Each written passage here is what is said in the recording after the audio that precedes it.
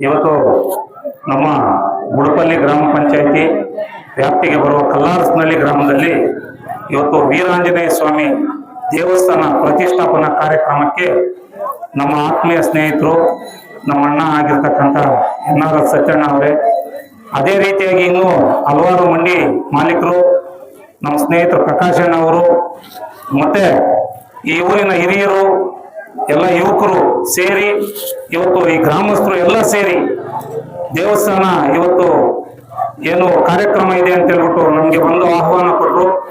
ಖಂಡಿತವಾಗಿ ಬರ್ತೀನಿ ಅಂತ ಹೇಳಿದ್ವಿ. ಈಗ ಬಂದಿದ್ದೀವಿ.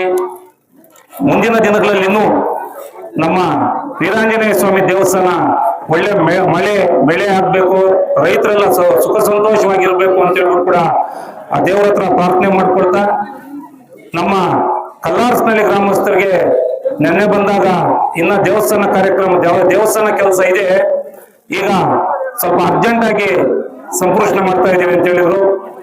ದೇವಸ್ಥಾನ ಕೆಲಸ ಮುಂದೆ ಏನಾದ್ರೂ ಇದ್ರು ಕೂಡ ನಮಗೂ ಒಂದು ಅವಕಾಶ ಕೊಡಿ, ಮಾಡ್ಕೊಡ್ತೀವಿ ಅಂತೇಳಿ ಕೂಡ ನಾವ್ ಹೇಳಿದೀವಿ. ಅದೇ ರೀತಿ ಇವತ್ತು ಊರವ್ರ ಮುಂದೆ ಮಾಡ್ಕೊಡ್ತಾ ಇದೀವಿ. ನಮ್ಮ ಕೈಯಲ್ಲಾದ ಸಹಾಯ ನಾವು ಮಾಡ್ತೀವಿ, ಇನ್ನು ನಮ್ಮವರು ಮಾಡ್ತಾರೆ. ದೇವರು ನಮ್ಮ ಗ್ರಾಮದ ಮೇಲೆ ಎಲ್ಲ ಆರೋಗ್ಯ ಐಶ್ವರ್ಯ ಎಲ್ಲ ನಮ್ಮ ಗ್ರಾಮಸ್ಥರಿಗೆ ಒಲಿಬೇಕು ಅಂತ ಹೇಳಿ ಈ ಸಂದರ್ಭದಲ್ಲಿ ಹೇಳ್ತಾ, ನನ್ನನ್ನು ಈ ಪೂಜಾ ಕಾರ್ಯಕ್ರಮಕ್ಕೆ ಕರೆಸಿ 4 ಮಾತನ್ನು ಆಡಲು ಅವಕಾಶ ಮಾಡಿಕೊಟ್ಟಂತ ತಮ್ಮೆಲ್ಲರಿಗೂ ಹೊಂದಿಸ್ತಾ ನನ್ನ ಮಾತನ್ನು ಮುಗಿಸ್ತಾ ಇದ್ದೀನಿ. ಜೈ ಹಿಂದ್, ಜೈ ಕರ್ನಾಟಕ, ಮತ್ತೆ ಜೈ ಶ್ರೀರಾಮ್.